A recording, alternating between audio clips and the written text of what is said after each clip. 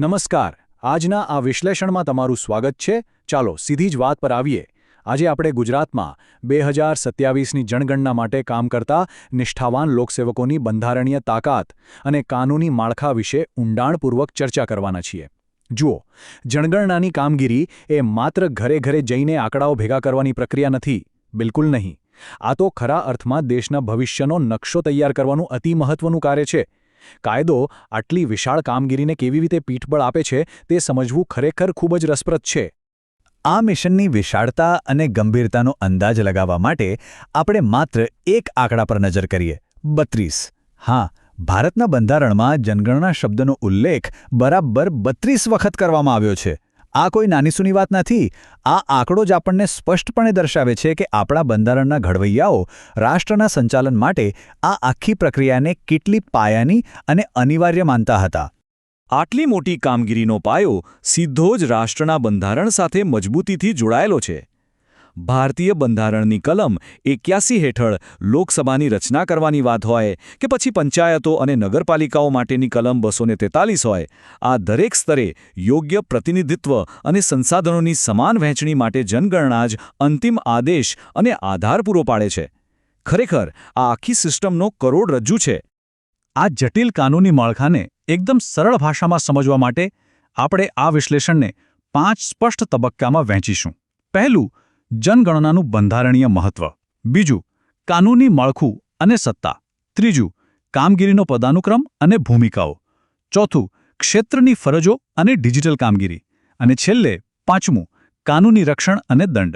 આપણે બંધારણીય આદેશની ભવ્યતાથી શરૂ કરીને છેક ગ્રાઉન્ડ લેવલ પર કામ કરતા કર્મચારીઓની ડિજિટલ કામગીરી સુધીની સંપૂર્ણ સફર આવરી લેવાના છે. તો ચાલો સૌથી પહેલા વિભાગ તરફ આગળ વધીએ. જનગણનાનું બંધારણીય મહત્વ, એક ભવ્ય આદેશ. અહીં એક વાત એકદમ સ્પષ્ટ થઈ જાય છે કે જનગણનાનું કાર્ય માત્ર કોઈ રૂટીન વહીવટી પ્રક્રિયા પૂરતું સીમિત નથી. જરાય નહીં. તે એક અત્યંત ગૌરવપૂર્ણ અને ગહન રાષ્ટ્રીય ફરજ છે. લોકશાહીના યોગ્ય સંચાલન માટે આપણી પાસે સાચા આંકડાઓ હોવા એ મૂળભૂત જરૂરિયાત છે, ખરું ને? હવે ઝડપથી બીજા વિભાગ પર આવીએ: કાનૂની માળખું અને સત્તા. કાનૂની પાયો. કાયદો છે ને, એ માત્ર કાગળ પર નિયમો નથી બનાવતો, પરંતુ તે ફિલ્ડમાં કામ કરતા ગણતરીદારો અને સુપરવાઇઝરો માટે કેવી રીતે એક ઢાલ અને વિશેષાધિકાર બંને બનીને કામ કરે છે તે સમજવું આપણે સૌ માટે ખૂબ જ જરૂરી છે. જનગણના અધિનિયમ 1948 અને જનગણના નિયમો 1990 આ બંને આખી પ્રક્રિયાને એક મજબૂત કાનૂની સત્તા પૂરી પાડે છે.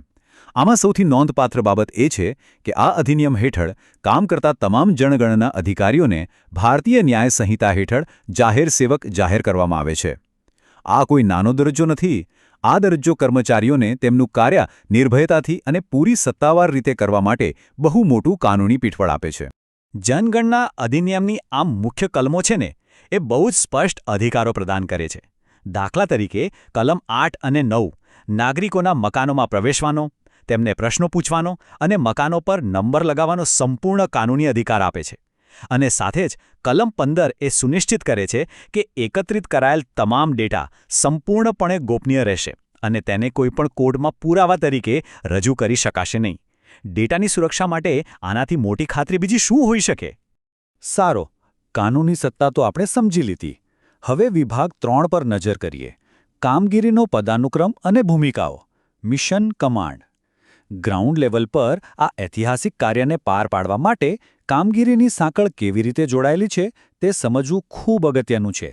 આ આખું માળખું એક વિશાળ મિશન કમાન્ડની જેમ જ કામ કરે છે.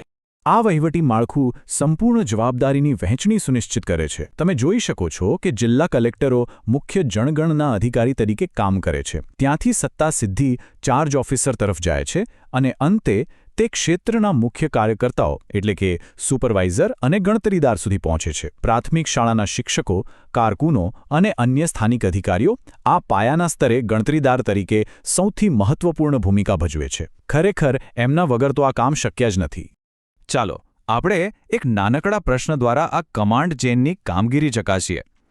સત્તાવાર માર્ગદર્શિકા મુજબ એક સીધો સવાલ છે કે નિર્ધારિત વિસ્તારમાં સુપરવાઇઝર અને ગણતરીદારોની નિમણૂક કરવાની મુખ્ય જવાબદારી કયા અધિકારીની હોય છે? થોડું વિચારો. સાચો જવાબ છે ચાર્જ ઓફિસર. આ ખૂબ જ મહત્વની જવાબદારી ચાર્જ ઓફિસર નિભાવે છે.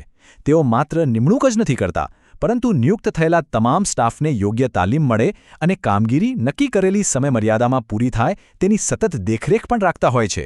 હવે આગળ વધીએ વિભાગ 4 પર ક્ષેત્રની ફરજો અને ડિજિટલ કામગીરી HLOનો અમલ. હવે આપણે ઓફિસમાંથી બહાર આવીને સીધા જ ફિલ્ડની વાસ્તવિક કામગીરી પર ફોકસ કરીશું. ખાસ કરીને હાઉસ લિસ્ટિંગ ઓપરેશન એટલે કે મકાનોની ગણતરીની કામગીરી કેવી રીતે થાય છે તેના પર. આપણે અગાઉ જે કાનૂની ફરજોની વાત કરી તેને અહીં એક સ્પષ્ટ ડિજિટલ ચેકલિસ્ટમાં ફેરવી દેવામાં આવી છે. આજના આધુનિક સમયમાં આખી કામગીરી એક મોબાઈલ એપ્લિકેશન પર આધારિત છે. HLO એપ ડાઉનલોડ કરવાથી લઈને મકાનોને નંબર આપવા અને છેલ્લે આખો ડેટા સેન્ટ્રલ સર્વર પર સિંક કરવા સુધીની આ આખી ડિજિટલ પ્રક્રિયા કામની ચોકસાઈ વધારે છે અને ભૂલોની શક્યતા લગભગ નહિવત કરી દે છે. હવે ફિલ્ડમાં કામ કરતી વખતે દરેક પગલું અગત્યનું છે. વિચારો કે જ્યારે કોઈ ગણતરીદાર છેલ્લા ઘરની મુલાકાત લઈને બધી જ માહિતી મોબાઈલ સિસ્ટમમાં દાખલ કરી લે છે, ત્યારબાદ પ્રક્રિયાને પૂરી કરવા માટે કઈ ફરજ અચૂક નિભાવવાની હોય છે? આ એક બહુ જ ક્રિટિકલ સ્ટેપ છે. તેનો જવાબ છે એપમાં ઘરયાદી બ્લોકને પૂર્ણ તરીકે ચિહ્નિત કરવું. આ ડિજિટલ લૂપને બંધ કરવું ખૂબ જ અગત્યનું છે. ડેટા સિંક કર્યા પછી HLO એપમાં હાઉસ લિસ્ટિંગ બ્લોક એટલે કે HLBને ફરજિયાતપણે પૂર્ણ તરીકે માર્ક કરવું પડે છે અને સુપરવાઇઝરને જાણ કરવી પડે છે. આનાથી સુનિશ્ચિત થાય છે કે સુપરવાઇઝર સમયસર ડેટા ચકાસી શકે અને કોઈપણ વિસ્તાર ગણતરી વિનાનો બાકી ન રહી જાય. હવે આપણે આપણા અંતિમ અને ખૂબ જ નિર્ણાયક વિભાગ પર આવીએ છીએ. વિભાગ 5 કાનૂની રક્ષણ અને દંડ, ઢાલ અને તલવાર. કાયદો કેવી રીતે ગજબનું સંતુલન જાળવે છે તે સમજવું અનિવાર્ય છે. એક તરફ તે નિષ્ઠાવાન કર્મચારીઓને ઢાલ સમાન રક્ષણ આપે છે અને બીજી તરફ કામમાં અડચણ ઊભી કરનારાઓ સામે તલવારની જેમ કામ કરીને દંડ ફટકારે છે. આપણે એક ઉદાહરણ લઈએ.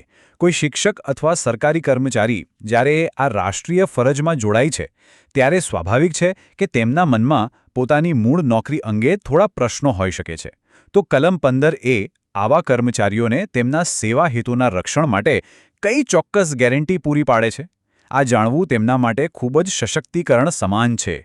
જવાબ છે કે તેમની મૂળ નોકરીમાં બઢતી અને અન્ય સેવા પ્રગતિ પર કોઈ જ નકારાત્મક અસર પડશે નહીં. આ જોગવાઈ ખરેખર એક બહુ મોટી રાહત આપે છે. જનગણના ફરજ પર હોવા દરમિયાન તેમની મૂળ કચેરીના અધિકારીઓ તેમને ફરજ ઉપર જ ગણશે. એટલું જ નહીં, કલમ 15B એ પણ ખાતરી આપે છે કે સદ્ભાવનાથી કરેલા કોઈપણ કામ માટે તેમની સામે કોઈ કાનૂની કાર્યવાહી થઈ શકશે નહીં. આ એક જબરદસ્ત કાનૂની ઢાળ છે. અહીં આ કાયદાનું બેવડું સ્વરૂપ એકદમ સ્પષ્ટ રીતે દેખાઈ આવે છે. જો એક તરફ પ્રમાણિક કાર્યકર માટે કલમ 15A અને 15Bની મજબૂત ઢાલ છે, તો બીજી તરફ કોઈ બેદરકારી કે કામગીરીમાં અવરોધ માટે કલમ 11 હેઠળ તલવાર પણ લટકે છે, જેમાં ભારે આર્થિક દંડ અને સીધી 3 વર્ષ સુધીની સખત કેદની સજાની જોગવાઈ છે. કાયદો બિલકુલ કડક છે. હવે ફિલ્ડમાં કામ કરતી વખતે નાગરિકોના સહકારનો અભાવ અથવા સીધો અવરોધ એ એક વાસ્તવિક પડકાર છે. દાખલા તરીકે, જો કોઈ ઘરમાલિક જનગણના અધિકારીને પોતાની મિલકત પર નંબર લગાવવા જ ન દે, તો કાયદાની કઈ કલમ હેઠળ આને ગુનો ગણવામાં આવે છે? આવું જાણવું ફિલ્ડ વર્કર માટે બહુ જ જરૂરી છે. અહીં કલમ 11(1)E લાગુ પડે છે.